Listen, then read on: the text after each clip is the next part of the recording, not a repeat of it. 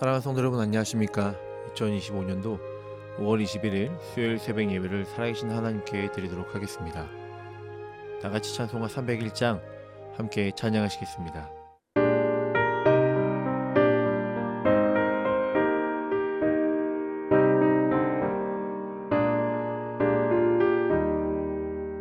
지금까지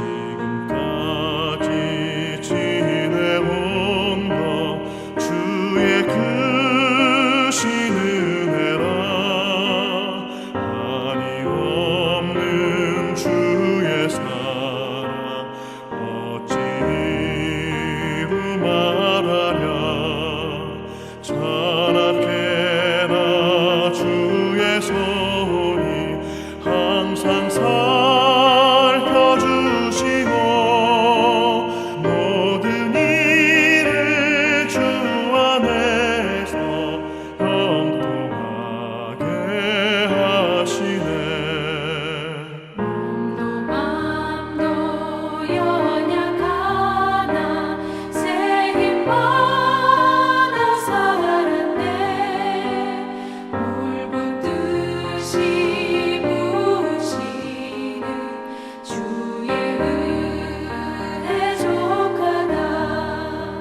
사랑 없는 거리에 나 험한 산길에 맬 때 주의 손을 굳게 잡고 찬송하며 가리라.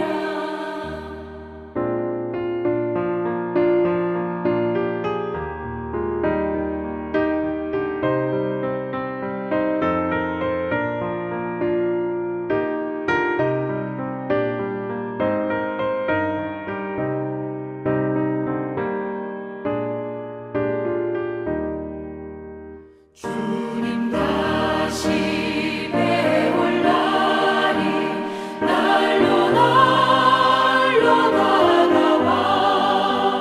무거운 짐 주께 맡겨 벗을 날도 멀잖네. 나를 위해 예비하신 고향 집에 돌아가 아버지의 품 안에서 영원토록 살리라.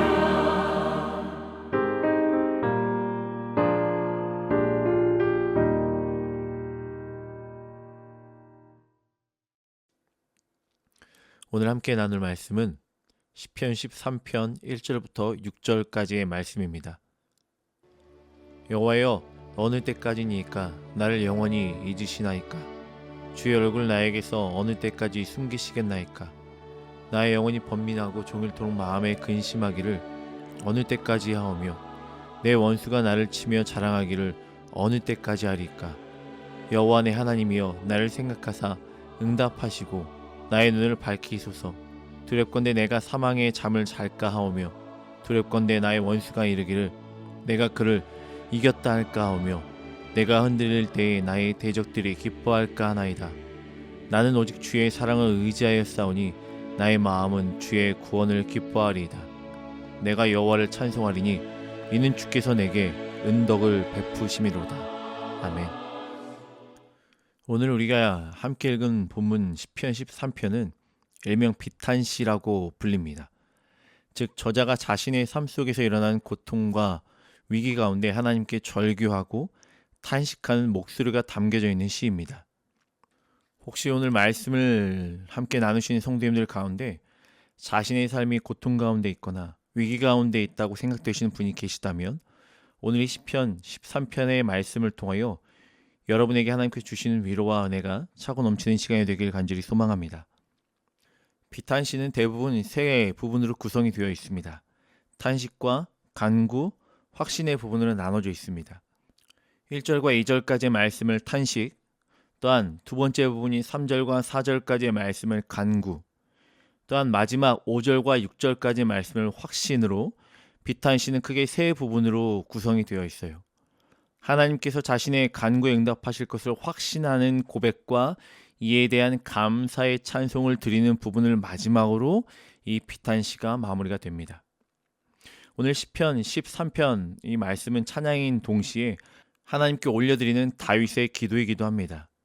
우리가 고통과 위기의 상황 속에서 어떻게 하나님께 기도할 수 있는가를 시편의 말씀을 통해서 깨닫는 귀한 시간 되길 간절히 바랍니다. 비탄시의 구성이 세 가지로 말씀드렸습니다. 탄식과 간구와 확신. 그 첫 번째 탄식입니다. 1절과 2절 말씀을 함께 보길 원합니다. 여호와여 어느 때까지니까 날 영원히 잊으시나이까 주의 얼굴 나에게서 어느 때까지 숨기시겠나이까 나의 영혼이 번민하고 종일토록 마음에 근심하기를 어느 때까지 하오며 내 원수가 나를 치며 자랑하기를 어느 때까지 하리이까. 1절 2절 부분을 탄식이라고 했어요. 여기서 탄식하면서 하나님께 무려 4번이나 표현하는 표현이 무엇이냐면 어느 때까지입니까? 라는 탄식입니다. 어느 때까지. 주님 얼마나 더 오래 기다려야 합니까? 하나님 얼마나 더 시간이 지나야지 이 고통에서 벗어날 수 있습니까? 라고 하는 절규가 섞인 그런 고통스러운 외침입니다. 지금 다윗이 겪고 있는 고통은요, 하루 이틀, 아니 일주일, 한 달 만에 끝났던 그런 고통이 아닙니다. 말 그대로 언제 끝날지 모르는, 끝을 알 수 없는, 보장할 수 없는 그런 고통에 대해서 아파하며 탄식하고 있는 거예요. 다윗은 오늘 본문 속에서 무려 4번이나 주여 얼마나 더 기다려야 합니까? 언제까지 이 일들이 계속 반복적으로 나에게 있어야 합니까? 라고 부르짖고 있습니다.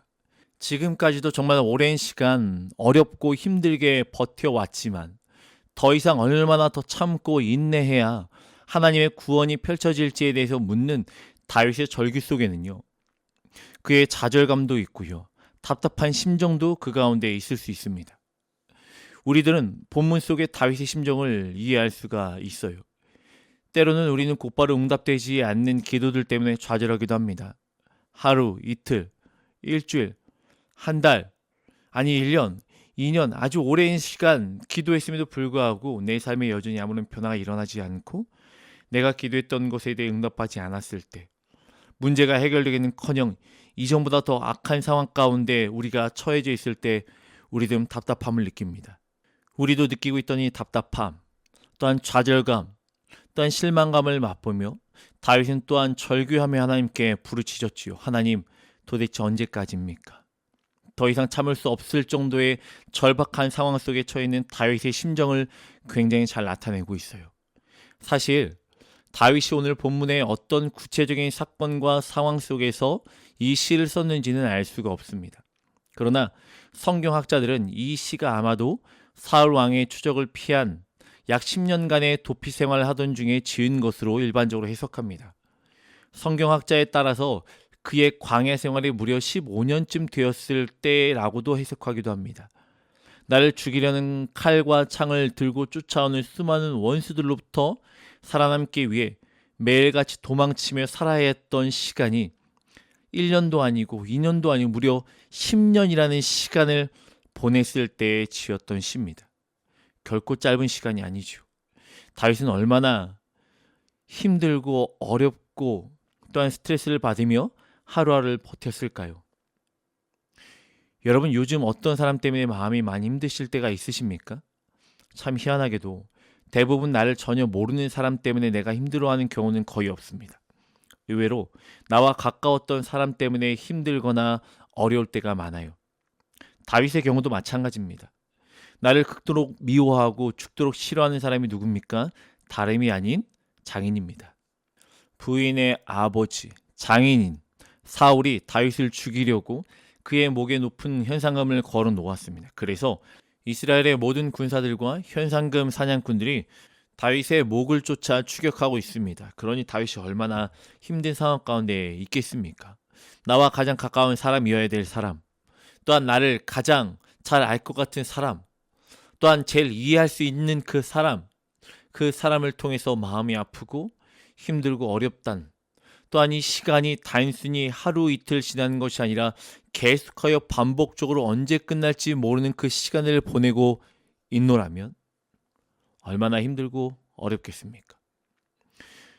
우리 예수님도 누구에게 배반당하셨습니까? 지난 3년 반 동안 가장 많은 시간을 함께했던 12제자, 예수님 곁에 가장 가까이서 그와 함께 지냈던 제자 가룟 유다였습니다. 배신을 당하시고 팔리시고 마음 아파하셨던 그 마음. 그러기에 예수님도 사람 때문에 힘들어하고 아파하며 좌절과 답답함을 가지고 있는 우리 마음을 제일 잘 아십니다. 사람 때문에 힘든 그 마음도 주님께 나아가 털어놓는 여러분이 되었으면 좋겠습니다. 주님 다 알고 계셔요. 1절로 다시 돌아가 볼까요? 다윗은 자신이 느끼는 이 절망감을 가감없이 하나님께 솔직하게 털어놓습니다. 1절에 보니까 여호와여 어느 때까지니까 날 영원히 잊으시나이까 주의 얼굴 나에게서 어느 때까지 숨기시겠나이까. 다윗은 마치 하나님께서 자신을 잊으신 것처럼 묘사하고 있어요. 하나님께서 나를 잊으시지 않고서야 어찌 이런 극심한 고통 속에 계속해서 나를 버려두신 것처럼 이 일이 일어날 수 있을까? 이런 마음이에요. 1절 후반절에 그가 사용하였던 숨기시겠나이까라는 이게 숨기시다라는 표현은요. 의도적으로 숨어 피하다라는 뜻을 가지고 있어요. 다윗의 심정이 느껴지십니까? 하나님 왜 저를 피하여 숨으시나이까? 라는 심정의 표현이에요.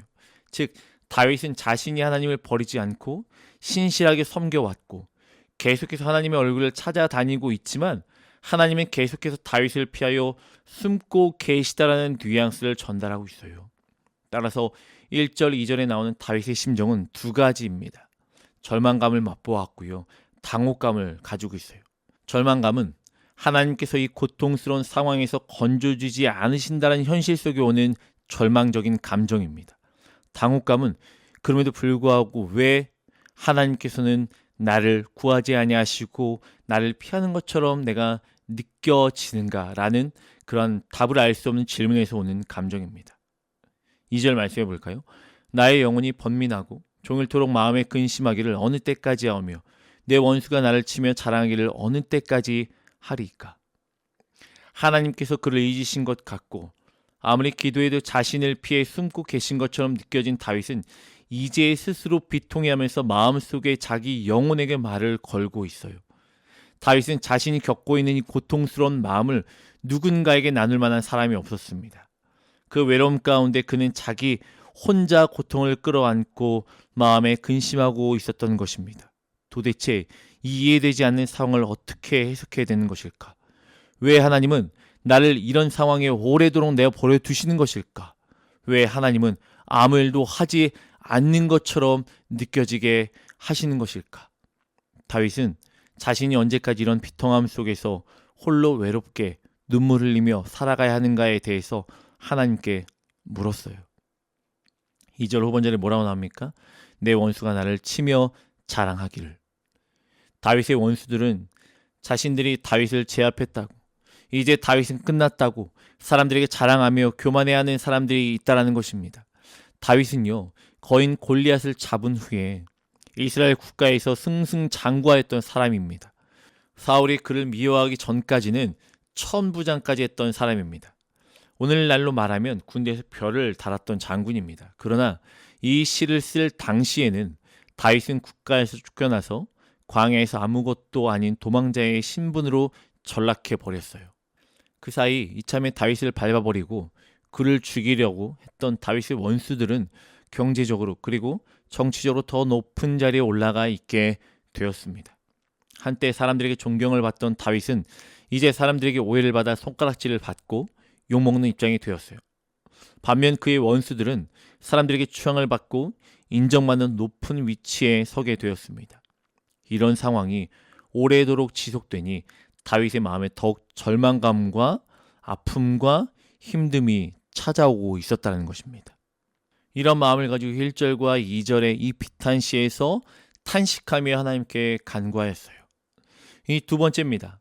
3절과 4절은요, 간구입니다. 여호와 내 하나님이여 나를 생각하사 응답하시고 나의 눈을 밝히소서. 두렵건대 내가 사망의 잠을 잘까 하오며 두렵건대 나의 원수가 이르기를 내가 그를 이겼다 할까 하오며 내가 흔들릴 때에 나의 대적들이 기뻐할까 하나이다. 먼저 우리는 깊은 탄식 속에서도 다윗이 하나님을 어떻게 호칭하고 있는가에 대해서 우린 좀 볼 필요가 있어요. 뭐라고 부릅니까? 여호와 내 하나님이여 라고 표현해요. 이 표현은요, 그럼에도 불구하고 그가 하나님께 드리는 신앙의 고백의 표현입니다. 하나님, 비록 주님께서 내 기도에 응답하시기가 더디하지만 또한 하나님께서 저를 피하신 것처럼 숨어 계신 것처럼 느껴지기도 하지만 제가 홀로 외롭게 고통 속에 남겨진 것처럼 외로움 가운데 있기도 하지만 제 모든 감정과 느낌을 뛰어넘어서 변치 않는 사실이 있음을 내가 고백합니다. 여호와, 주님은 여전히 내 하나님이십니다. 라는 고백을 지금 다윗은 하고 있는 거예요. 다윗은 비록 지금은 자신이 괴롭고 어려운 상황에 처해 있어도 자신의 어려운 사정을 그 누구보다 가장 잘 아시는 하나님께서 반드시 자신의 일에 적극적으로 개입하시고 도와주실 것임을 굳게 믿고 그 마음을 하나님께 표현하고 있어요. 다윗은 깊은 탄식 속에서도 하나님을 붙잡는 삶을 포기하지 않았어요. 여호와 내 하나님이요. 많은 사람들이 신앙을 믿음의 경주라고 표현합니다. 맞아요. 우리는 이 땅을 살아갈 때 인생이라는 트랙 위에 믿음의 경주를 하며 달리기를 하고 있습니다. 이 경주는요, 단거리가 아니라 평생 달려야 하는 장거리요, 즉 마라톤입니다. 장거리 경주를 하면서 선수에 가장 필요한 것이 무엇이냐면 그것은 바로 지구력입니다. 끝까지 버티고 견디는 힘이에요. 신앙도 지구력이 필요합니다. 믿음의 선배 다윗이 보여줬던 강점이 무엇입니까? 영적인 지구력입니다. 아무리 탄식이 깊어도 하나님을 의지하는 삶을 포기하지 않았습니다. 힘들고 어려운 순간일수록 믿음의 기도로 하나님을 붙들고 간구하며 고백합니다. 여호와여, 주님은 여전히 제가 믿는 하나님이십니다. 주님만이 제 구원자이십니다. 다윗의 기도를 더 살펴보면요, 여호와 내 하나님이여 나를 생각하사 응답하소서라고 이야기해요. 여기서 생각하다라는 이 말은요, 골똘히 주시하는 행위입니다. 하나님, 골똘히 주시하시는 그 행위가 나에게 있음을 믿습니다. 또한 응답하시다라는 이 말은 작은 소리로 읊조리는 것이 아니라 큰 소리로 외치는 행위를 의미합니다. 다윗은 지금 이렇게 기도하고 있어요. 하나님, 저에게 깊은 관심을 가져주세요. 제 인생을 유심히 돌보아 주세요. 그리고 하나님, 제가 들을 수 있도록 큰 소리로 제게 응답하여 주십시오. 이처럼 깊은 탄식 속에서도 다윗은 하나님의 관심과 응답을 간구했어요. 그것만이 자신이 구원에 이르는 유일한 길이라는 것을 다윗은 알고 있었기 때문에 지금 마음을 다하여 하나님께 간구하고 있습니다. 3절에 이어보면요, 두렵건대 내가 사망의 잠을 잘까 하오며. 사망의 잠이란 무엇입니까? 육체의 죽음을 의미하는 것이에요. 다윗이라고 그 두려움이 없겠습니까? 이스라엘의 수천의 군대가 날마다 자기 한 사람을 죽이려고 샅샅이 헤매고 다니는데 왜 다윗이라고 불안함이 없겠습니까? 하나님, 저 사실 죽을까 두렵습니다. 하나님, 저 사실 지금 그곳에 그렇게 처할까 봐 두렵습니다. 라고 솔직하게 자기 마음을 하나님께 내어놓는 거예요. 다윗은 자신의 두려운 마음을 가감없이 솔직하게 하나님께 털어놓습니다.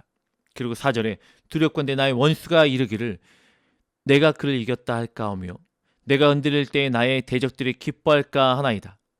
다윗은 자신의 적들이 승리의 환호성을 지르는 모습, 그는 자신이 흔들리며 괴로워하는 모습을 고소해하며 기뻐하고 있을 대적들의 모습을 볼까 두려워했습니다. 하나님, 제발 그런 지경에는 이르지 않게 하시옵소서. 저 정말 그런 꼴 당하고 싶지 않습니다. 하나님, 제발 제 원수들의 기뻐하는 일이 일어나지 않도록 저를 구원하여 주시옵소서. 이와 같이 다윗은 깊은 절망과 탄식 중에서도 여호와 하나님을 믿음으로 붙들고 하나님의 구원을 간구했습니다. 그게 그리스도인의 삶이에요. 끝까지 포기하지 않고, 그럼에도 불구하고 그 어려움 가운데 언제일지 모르지만 분명히 나를 구원해 주실 하나님을 기대하며 간구하는 그리스도인의 삶. 이제 비탄시의 마지막 파트지요. 확신입니다. 5절과 6절 말씀 볼까요? 나는 오직 주의 사랑을 의지하여 싸우니 나의 마음은 주의 구원을 기뻐하리이다. 내가 여호와를 찬송하리니 이는 주께서 내게 은덕을 베푸심이로다. 시편 13편의 마지막 파트는 분위기 전환이 됩니다. 1절, 2절에서 다윗이 절망의 어두운 터널 속에 있었다라면 5절, 6절은 다윗은 기쁨과 찬양의 환희의 가운데에 있습니다. 이와 같은 그의 심정의 변화는 무엇일까요? 이는 그가 가진 과거의 경험과 미래에 대한 소망을 갖고 있기 때문입니다. 다윗은 이미 과거에도 1절과 2절과 같은 유사한 상황들을 수차례 겪었어요. 그때마다 하나님의 구원의 손길을 내밀며 다윗을 구원해 주셨습니다. 5절 볼까요? 나는 오직 주의 사랑을 의지하여 싸우니 나의 마음은 주의 구원을 기뻐하리이다. 다윗은 지금 무엇을 의지한다고 고백합니까? 주의 사랑입니다. 여기서 나오는 사랑은요, 우리가 너무나 잘 알고 있는 헬세대의 사랑이에요. 영원토록 변함없고 다함없는 하나님의 사랑. 또한 다윗은 미래에 대한 소망을 품고 기뻐하였습니다.